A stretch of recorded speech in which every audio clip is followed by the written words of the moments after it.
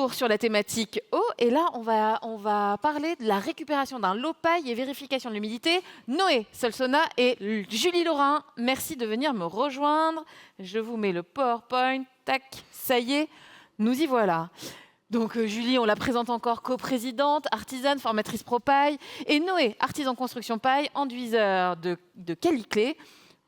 Vas-y, installe-toi, prenez place comme vous êtes à l'aise. Vous êtes debout? Ouais, on est Ah dynamique. non, mais vous êtes dit, ah bah, merci pour les autres. Ça veut dire que les autres, non. Allez-y. Donc, oui, rebonjour à tous. Donc nous, sur la thématique eau, on va vous parler des enduits. Donc là, on a parlé de la présence d'eau sur les chantiers, de comment la gérer, l'anticiper. On a vu aussi les désordres que ça causait. On va aussi évidemment vous en montrer. Vous allez voir qu'on les a un peu classifiés.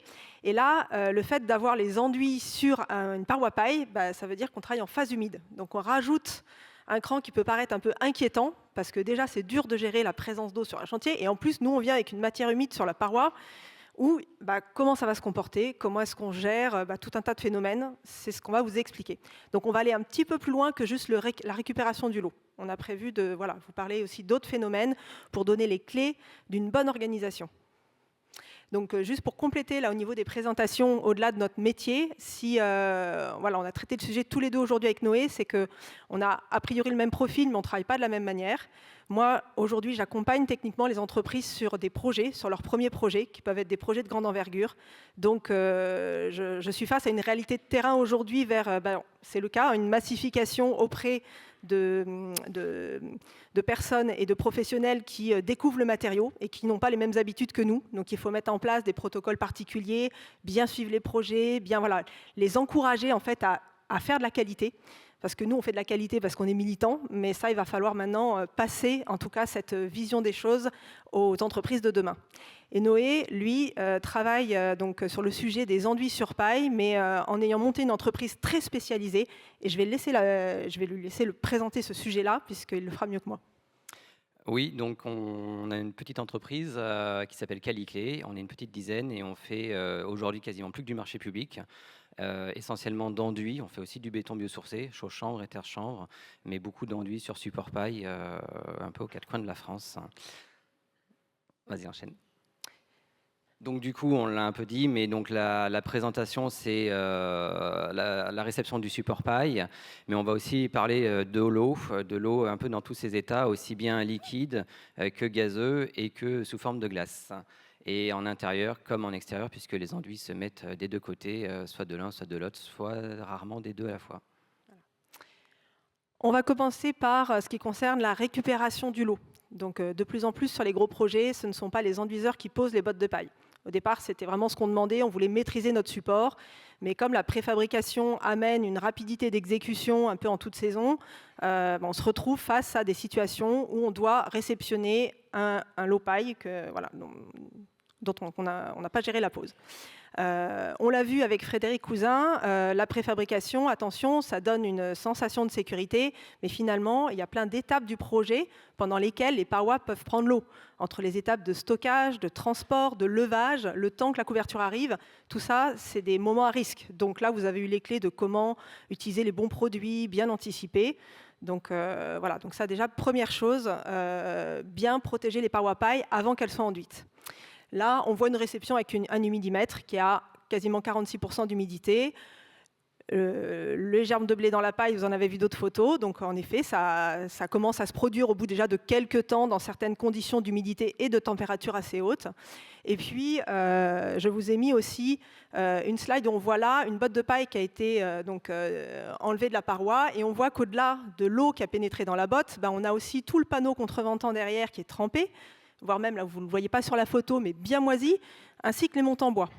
Donc, quand on détecte l'humidité dans une paroi paille, attention, il n'y a pas que la paille qui peut être impactée. La paille, finalement, a changé, c'est long, c'est fastidieux, ça fait râler, mais c'est un moindre mal que d'avoir la partie structurelle qui est attaquée par l'humidité. Donc, on ne tergiverse pas avec ça, on ne se dit pas, tiens, je la changerai dans 3-4 mois, on verra bien, parce que derrière, la problématique peut empirer. Voilà. Et pour avoir accompagné des projets là, ces dernières années, je me suis même retrouvée confrontée parfois à des entreprises qui me disaient « Oula, mais ça va ressécher !» Alors là, on prend ses règles pro, on refait un point, on dit attention, il y a une teneur en eau à respecter pour la mise en œuvre, mais on se doit de livrer une botte de paille sèche, inférieure à 20%. Et puis au-delà de ça, il y a un petit texte qui dit que la paille est utilisée dans des conditions qui préservent sa bonne conservation et qu'on doit proscrire toute botte de paille présentant des traces de moisissure.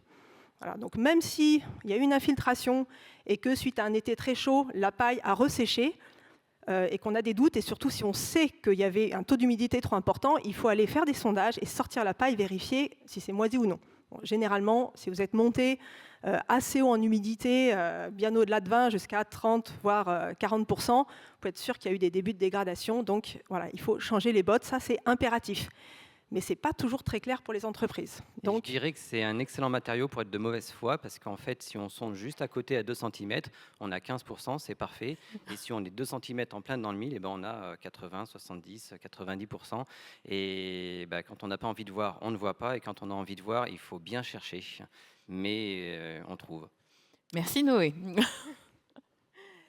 Alors, par rapport à cette réception de chantier, on réceptionne le taux d'humidité des bottes, mais on va aussi réceptionner tous les éléments autour qui vont permettre de garantir la mise en œuvre qui va suivre dans de bonnes conditions. Donc ça va être des protections, définitives ou provisoires. Ça va être le cas des toitures, hein, ça arrive assez souvent. Dans les accompagnements des projets, on conseille, on préconise fortement que la couverture soit faite avant la pose de la paille, quand c'est possible. En tout cas, quand c'est sur site et que ce n'est pas en préfa. Bien souvent, pour des histoires de planning, on se retrouve avec une protection provisoire. Là, vous avez une image avec, ici, une protection, une membrane qui s'est déchirée, parce que la qualité était assez médiocre. Les valeurs de résistance aux UV, aux intempéries de la membrane étaient vraiment assez faibles. Hein. Et donc là, refus de poser la paille, parce que là, on n'a aucune garantie d'étanchéité à l'eau de notre paroi paille. Voilà. Photo d'à côté, je ne sais pas si vous voyez bien la manière dont la protection de l'ouverture est faite. Les adhésifs verts là, sont bien posés par l'intérieur. Hein. Donc il y a eu une protection aux intempéries d'une façade exposée là, de cette baie. Mais comme ça a été protégé par l'intérieur, ce bâtiment a pris l'eau pendant des mois avant que les menuiseries arrivent. Hein. C'était à une période, là, il y a quelques années, où les livraisons étaient très retardées.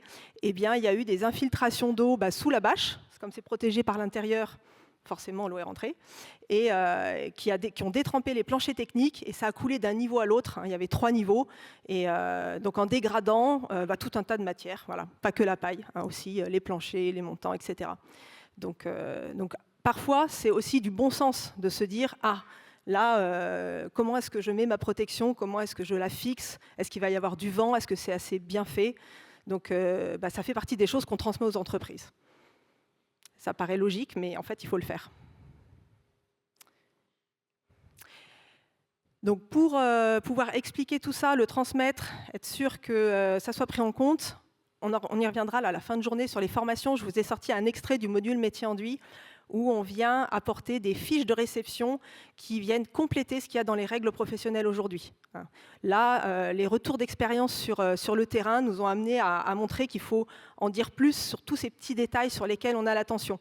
Donc, là, je ne vais pas vous refaire la totalité de la réception du support, mais sur ce qui concerne tout ce qui est eau et humidité, il y a des contrôles qui sont éliminatoires. C'est-à-dire que le taux d'humidité, s'il est supérieur à 20%, on ne pose pas la botte.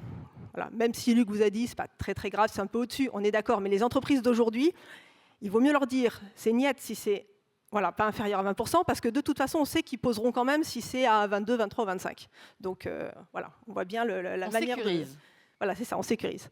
La couverture, donc définitive ou contrôle du hors d'eau provisoire. Et puis, c'est pour étanchéité à l'eau provisoire des murs. On prévoit les bâchages nécessaires, les protections au niveau des ouvertures. Voilà. Et là, quand je dis que c'est éliminatoire, c'est que si ce n'est pas en place, on refuse d'intervenir. Et il vaut mieux refuser d'intervenir le temps que ça soit réglé. Ça va peut-être prendre 1 semaine, 2 semaines. Voilà, en moyenne, je vois bien, moi, sur les projets, c'est ce qui se passe.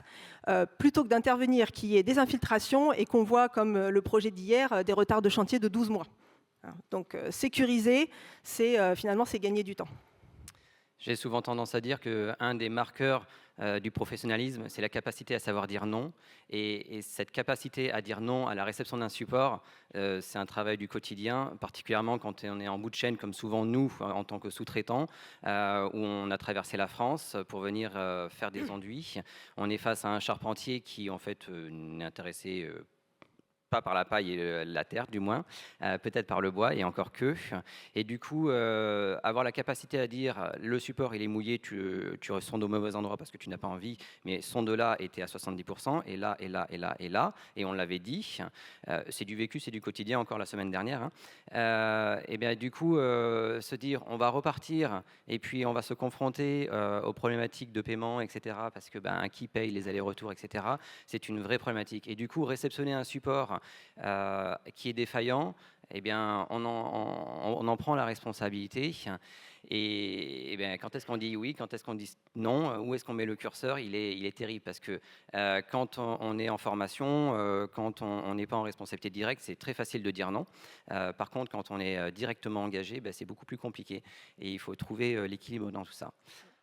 Tu veux finir là-dessus? Ouais. Juste aujourd'hui, pour vous donner une petite idée par rapport à ce comportement à avoir, quand j'accompagne les projets aujourd'hui, je suis à peu près à, on va dire, 1 support sur 2 de refusés dans les accompagnements. Voilà. Et donc forcément, ça ne donne pas une bonne image. On dit, oulala, celle-là, quand elle arrive, elle va commencer par nous dire que ça ne va pas.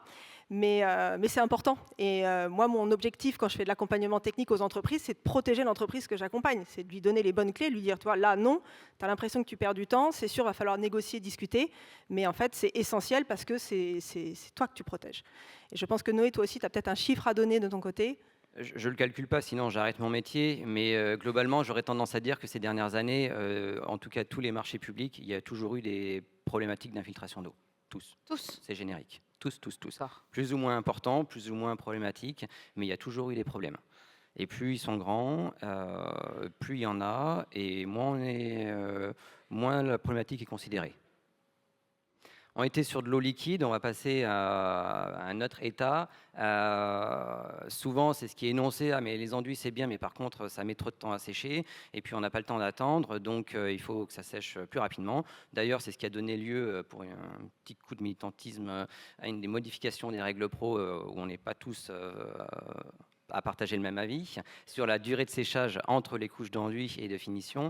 En tout cas, juste pour dire, dans de l'enduit, il y a énormément d'eau. Cette eau, elle sort par évaporation.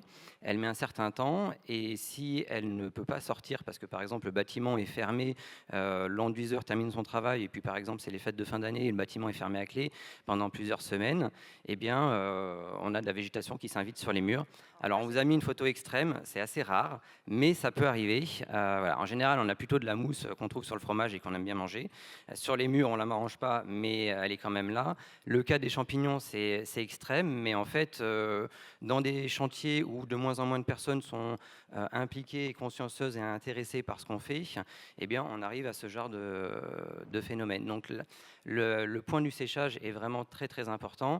Et la règle numéro 1, c'est ventilation. La règle numéro 2, c'est ventilation. La règle numéro 3, c'est ventilation. La règle numéro 4, vous l'avez éliminé. Mais la règle numéro 5, c'est peut-être augmenter la température. Et éventuellement, à la fin, vous pouvez déshumidifier. Parce que si de toute façon, vous avez une température qui est trop basse, déshumidifier, vous consommez de l'énergie pour pas grand-chose. Et avant tout, c'est ventiler, ventiler et reventiler. Là, pour la petite anecdote, donc oui, c'est assez extrême. Hein. Moi, je n'ai vu qu'une fois des champignons pousser sur un cordon du terre. On a ventilé, on a laissé sécher, on a brossé le mur, et aujourd'hui, on a regardé même au niveau qualité de l'air. Voilà, même s'il y a eu des développements de champignons sur le mur, la qualité de l'air est OK.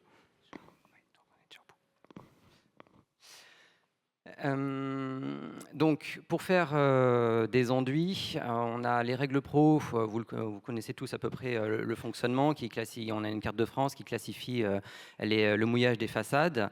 C'est une approche qui, pour ma part, en période de réchauffement climatique et phénomènes météorologiques très particuliers, très intenses, est insuffisant pour dormir tranquillement pendant 10 ans quand je fais un chantier. Du coup, je m'appuie beaucoup sur le DTU qui classifie certains enduits prêts à l'emploi s'emploient selon leur capacité à absorber de l'eau liquide. Et donc, c'est ce W2, W1, W0. W0, ça veut dire que l'enduit est relativement ouvert à l'eau liquide, donc l'eau va passer à travers. W2, il est relativement fermé. Ce n'est pas parce qu'il est fermé à l'eau liquide qu'il est fermé à la vapeur d'eau, évidemment. Mais ça, c'est un critère très important pour préserver l'extérieur. Et on peut avancer parce qu'on est un peu en retard. Donc là, on est passé au sujet des enduits extérieurs. Donc, enduits extérieurs, on va avoir à gérer, la saisonnalité, à quel moment je réalise mes enduits, puisqu'il y a besoin d'avoir les bonnes conditions climatiques. Quelqu'un parlait tout à l'heure des décalages de planning qui étaient assez fréquents. Pour nous, c'est un vrai sujet, parce que parfois, on essaye de prévoir dans un planning les enduits au bon moment, et on se retrouve avec les décalages à les faire dans les pires saisons. Là, ça a été le cas sur un projet. Alors, c'est pas le même projet, là, les deux photos, puisque le projet de droite où les délais, donc ça s'est décalé, donc on s'est retrouvé une saison avec un risque gel. Quand la météo a annoncé du gel, on a emballé le bâtiment avec une sorte de géotextile. Je l'avais déjà fait il y a un peu plus d'une dizaine d'années sur un autre projet, ça avait marché. Et là, la période de gel est passée et aucun souci sur les enduits. Donc ça, c'est une solution. Ça n'a peut-être pas été budgétisé.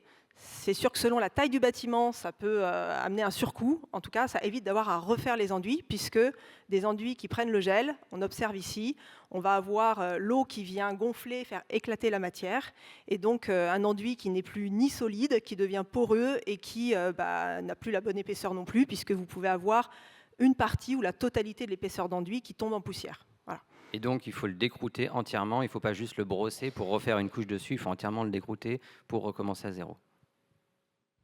Donc, en cas de risque, retenez la solution.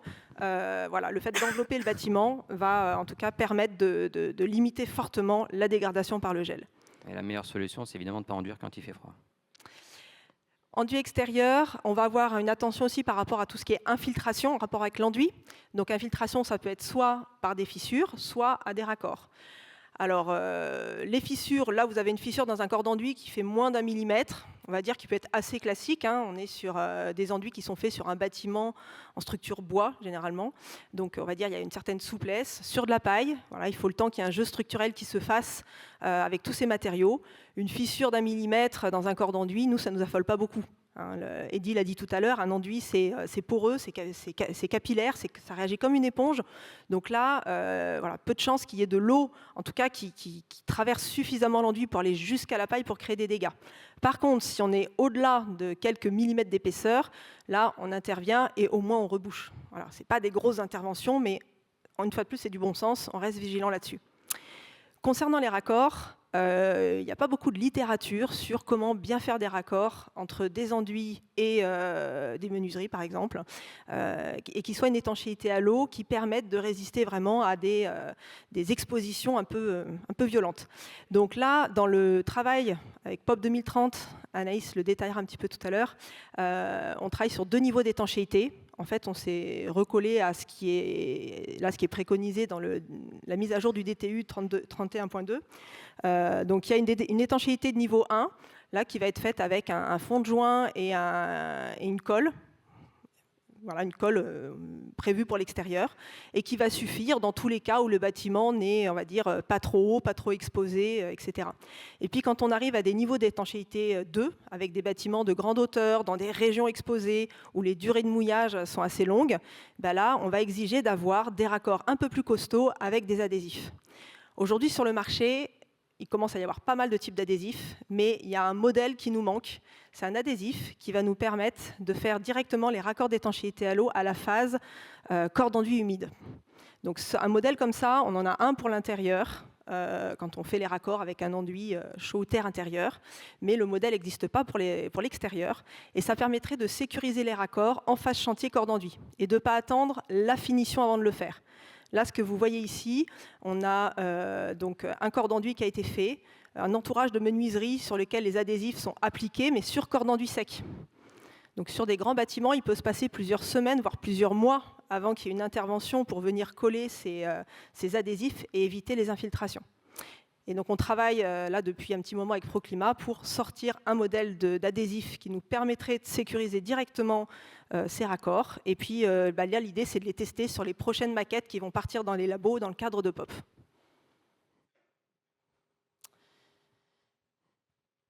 Et donc, dernière diapo. un petit préambule à POP 2030. Là, c'est le travail qu'on mène avec Noé, Anaïs, qui est coordinatrice, et puis d'autres enduiseurs aussi du réseau.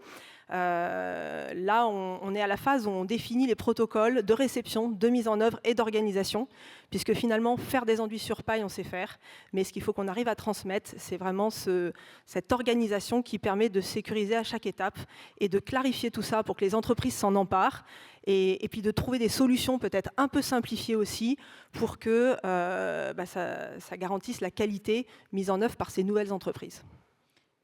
En conclusion, je rebondis sur le chantier qui a été présenté hier de Langon, où il y a eu des problématiques d'infiltration d'eau.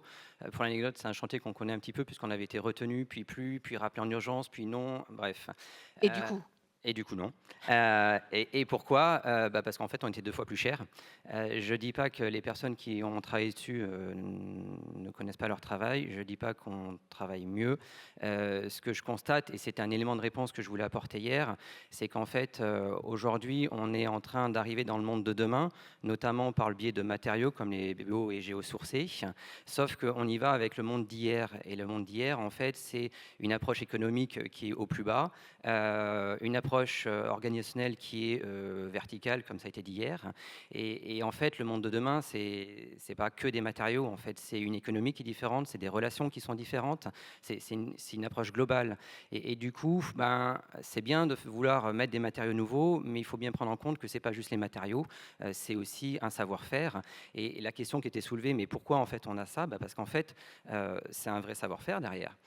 Juste pour la comparaison que j'aime bien donner, un apprentissage au Japon, c'est 7 ans. En France, c'est 6 mois, 12 mois grand maximum. Cherchez l'erreur. Donc le monde de demain, c'est beaucoup de compétences. J'étais très content de l'entendre à plusieurs reprises ces dernières heures et hier. C'est beaucoup de relations et c'est ça, et vous le savez, et on n'est que là pour encourager. Le problème n'est certainement pas technique, il n'est certainement pas humide, il est humain. Et c'est intéressant que tu reviennes sur le projet de Langon parce qu'au-delà de la pathologie, au-delà des difficultés, au-delà du surcoût vraisemblablement qu'il va y avoir, on pouvait sentir le malaise humain que ça a créé chez la personne. Donc il y a tout un collectif, en tout cas sur ce projet, qui est impacté en fait par la situation. Julie ? Peut-être un dernier mot, voilà, de notre point de vue, pour nous la qualité c'est peut-être estimer et puis accepter qu'il y ait peut-être un surcoût pour faire de la qualité, pour en fait faire des économies. Et là on voit bien avec le projet qui a été présenté hier que les choses qu'on vous a expliquées aujourd'hui, on les prévoit, on sait combien ça coûte, on ne se dit pas oh là là c'est un truc de plus, non, on sait qu'on en a besoin et il y a des choses qui sont tout à fait faciles à mettre en œuvre et ça permet d'éviter donc tous les désordres, tout ce que vous venez de voir là cet après-midi et qui font prendre du retard et qui sont des surcoûts bien plus importants que le coût initial amené par la qualité. Merci beaucoup.